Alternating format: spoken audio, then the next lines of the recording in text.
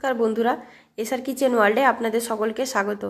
তো আজ আমি বাজার থেকে কিনে আনা ফুচকা পাঁপড় দিয়ে বাড়িতেই খুব সিম্পল পদ্ধতিতে কিভাবে ফুচকা তৈরি করা হয় সেই প্রসেসটা আপনাদের সাথে শেয়ার করব। যদি আলুর পুর ও তেঁতুলের জলটা ঠিকঠাকভাবে বানানো যায় তাহলে এটা কিন্তু বাজারের ফুচকা থেকে আরও ভালো টেস্টি হয় ও এটা বাজারের ফুচকাকেও কিন্তু হার মানাবে।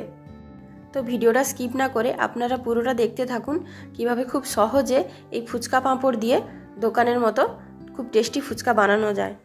এখানে আমি নিয়ে নিয়েছি ধনেপাতা ও নিয়ে নিয়েছি আগে থেকে ভিজিয়ে রাখা ছোলা, আর নিয়ে নিয়েছি পেঁয়াজ কুচি ও লঙ্কা কুচি ও নিয়ে নিচ্ছি জলজিরা ও লেবু। আর এখানে আমি একটা গুঁড়ো মশলা তৈরি করব, তার জন্য আমি নিয়ে নিয়েছি শুকনো লঙ্কা, গোটা জিরে, ধনে ও গোলমরিচ। এবার টক জল বানানোর জন্য আমি নিয়ে নিয়েছি পাকা তেঁতুল। এবার আমি গুঁড়ো মশলা তৈরি করার জন্য গ্যাসে একটা কড়াই বসিয়ে ওই মশলাগুলো যে বলেছিলাম ওগুলো আমি ভালো করে এখানে ভেজে নেব এবং এর একটা খুব সুন্দর আমি মশলার গুঁড়ো তৈরি করে নেব।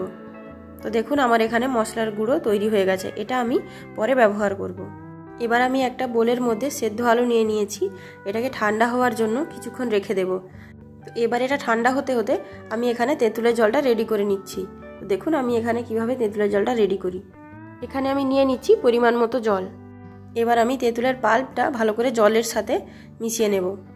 তো দেখুন আমার তেঁতুল গোলা জল রেডি হয়ে গেছে। এবার এর মধ্যে আমি দিয়ে দিয়েছি লবণ, গুঁড়ো মশলা ও জলজিরা।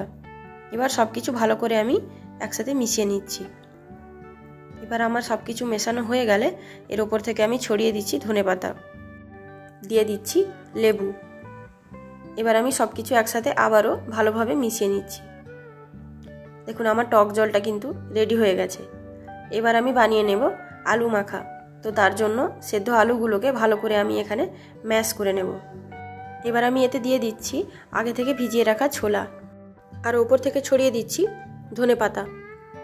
এবার আমি দিয়ে দেব বাকি গুঁড়ো মশলা, লঙ্কা কুচি ও পেঁয়াজ কুচি। এবার আমি সব কিছু আলুর সাথে ভালো করে এখানে মিশিয়ে নেব। এবার আমি ওপর থেকে দিয়ে দেব স্বাদ মতো লবণ। সব কিছু এবার একসাথে ভালো করে আমি মিশিয়ে নেব। তো দেখুন এখানে আমার আলু মাখাটা রেডি হয়ে গেছে। তো দেখুন এবার বাজার থেকে আমি ফুচকা পাঁপড়গুলো কিনে এনেছিলাম। এগুলো কিন্তু বাজারে নর্মালি অ্যাভেলেবেল থাকে। তো এগুলো ভাজার জন্য গ্যাসে একটা কড়াই বসিয়ে ডুবো তেলে ফুচকাগুলো ভেজে নিতে হবে। প্রথমে তেলটাকে খুব গরম করে তারপর গ্যাসের ফ্লেমটা মিডিয়াম করে পাঁপড়গুলোকে ভেজে নিতে হবে। তো পুরোটা যদি এখানে হাই ফ্লেমে পাঁপড়গুলো ভাজা হয় তাহলে এগুলো কিন্তু ফোলার আগেই পুড়ে যাবে। তো অবশ্যই খেয়াল রাখবেন পুরো পাঁপড় ভাজাটা যেন মিডিয়াম ফ্লেমে হয়। তো দেখুন ফুচকা পাঁপড়গুলো কত সুন্দর ফুলে গেছে। তো এভাবে আমি বাকি পাঁপড়গুলো এখানে ভেজে নিয়েছি। তো দেখুন এখানে আমি আপনাদেরকে একটা ফুচকা প্রিপারেশান করে দেখাচ্ছি। ভিডিওটি ভালো লাগলে ভিডিওটিতে প্লিজ একটা লাইক করে চ্যানেলটিকে সাবস্ক্রাইব করে পাশে থাকা বেল আইকনটি ক্লিক করে দেবেন, যাতে আমার নতুন নতুন ভিডিওর নোটিফিকেশান আপনাদের কাছে সবার আগে পৌঁছে যায়। তো দেখুন আমার ফুচকা রেডি। ভিডিওটি শেষ পর্যন্ত দেখার জন্য ধন্যবাদ। ভিডিওটি কেমন লাগলো আমাকে কিন্তু অবশ্যই একটা কমেন্ট করে জানাবেন।